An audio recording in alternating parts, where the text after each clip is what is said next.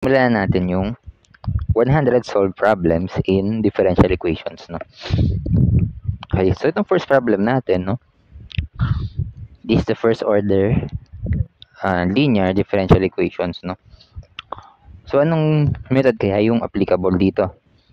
So, unang mapapansin, no? Pwede natin ma-separate yung x and y variable, no? So, first thing is, i-multiply mo by dx. Both sides, right? So, we have multiply it by dx. So, we have e raised to 2y minus y cosine x dy is equal to e raised to y sine 2x, okay, dx.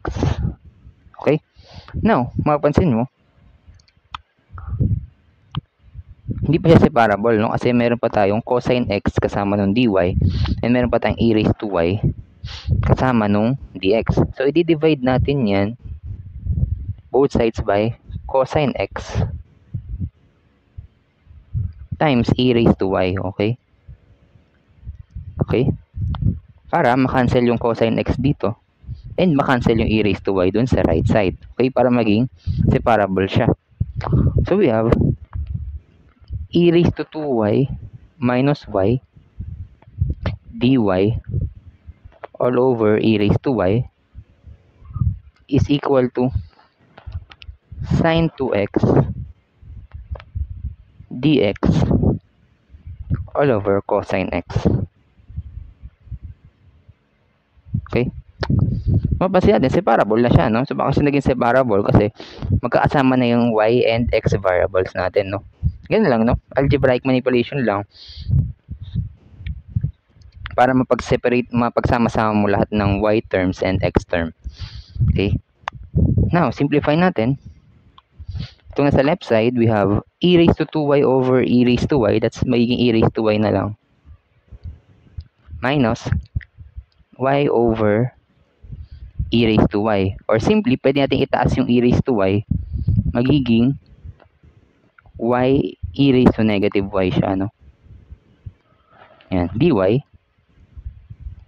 is equal to, so ito, recall natin yung sine 2x, di ba? Ang property niyan, okay? Ito lang sa gilid. Sine 2x is equal siya sa 2 sine x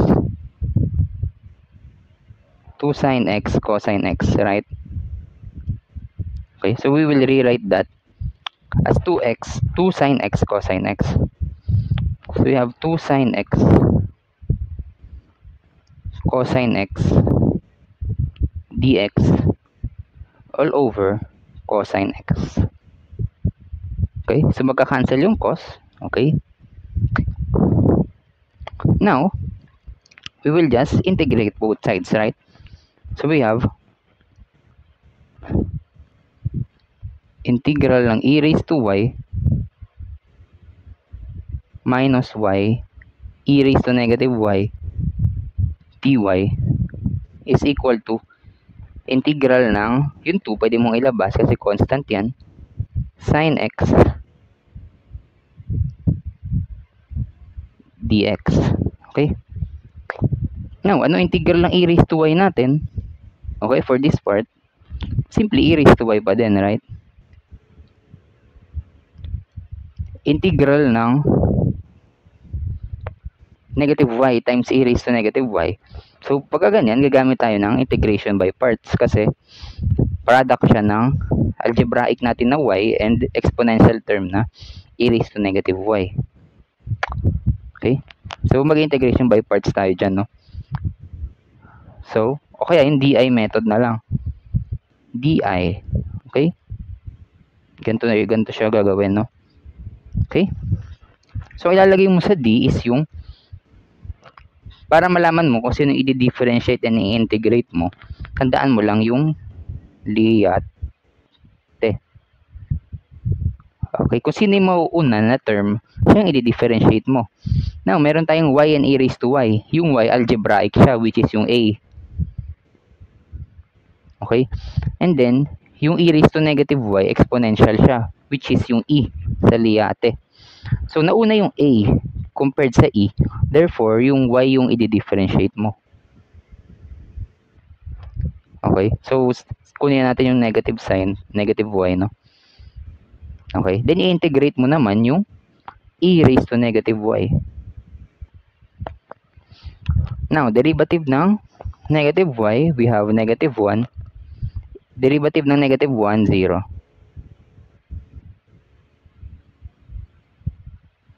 Yan, that's the integral ng e raised to negative y. That's negative e raised to negative y. Then, integrate mo uli, magiging e raised to negative y uli. Okay? Then, yung magiging answer natin dito, simply, just get the product of the diagonal. Okay? Which is ito. Yan, kasama yung sign dun sa gilid, alternating yan, no? Plus, minus, plus, minus. Product of the diagonal. Okay, so negative y times negative e raised to negative y, magiging positive, no? Kasi dalawang negative. So, that is y e raised to negative y. Then, another diagonal uli, ito naman. Okay, so may negative ka dito. Huwag kakalimutan yan. Negative times negative 1, positive, times e raised to negative y. So, plus e raised to negative y. Okay? And then, since 0 naman na to, wala na, no? Stop ka na. So, ayun na yung, ito na yung integral nung ating second term, no? Now, negative y, e raised to negative y. Okay? So, lagay natin dito, no? So, plus y, e raised to negative y, plus e raised to negative y. Ayan. Okay? Ayun yung sagot dyan sa left side. Now, yung right side naman, i-integrate din natin yan, no? So, ito, madali lang, no? Kasi integral lang na sin x. So, integral ng sin x, simply, that's negative cosine x. Cosine x. Okay? Then, simply, put plus c. Constant of integration. Then, ito na yung final answer mo. Okay, so, ganun lang siya, no? So, ito, medyo madali pa kasi variable separable siya, no? Okay. So, yun lang. No? Medyo mahirap lang dito is yung integral ng y e raised to negative y. Kasi mag-integration by parts ka pa. Or itong di method, no? So, yun lang, no? Tuloy pa natin sa sunod, no?